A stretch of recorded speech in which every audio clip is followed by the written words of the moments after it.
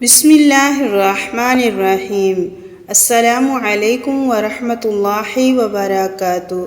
حضرت انس رضی اللہ تعالی عنہ سے روایت ہے کہ رسول اللہ صلی اللہ علیہ وسلم نے ایک مسلمان شخص کی عیادت کی۔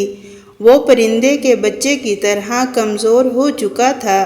رسول اللہ صلی اللہ علیہ وسلم نے اس کی یہ حالت دیکھ کر اسے فرمایا، کیا تم اللہ سے کوئی دعا یا کسی خاص چیز کا سوال کرتے ہو؟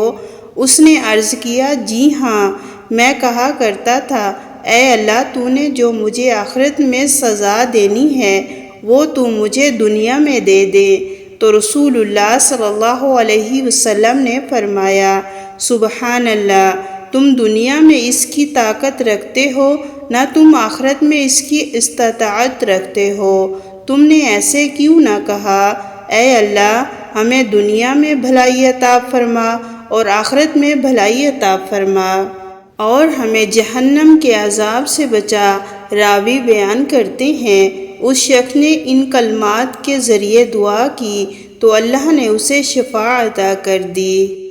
حضرت ابو ہریرہ رضی اللہ تعالی عنہ بیان کرتے ہیں، رسول اللہ صلی اللہ علیہ وسلم دعا کیا کرتے تھے، اے اللہ، میں 4 چیزوں سے تیری پناہ چاہتا ہوں، ایسے علم سے جو نفع مند نہ ہو، ایسے دل سے جو ڈرتا نہ ہو، ایسے نفس سے جو بھرتا نہ ہو، اور ایسی دعا سے جو قبول نہ ہو۔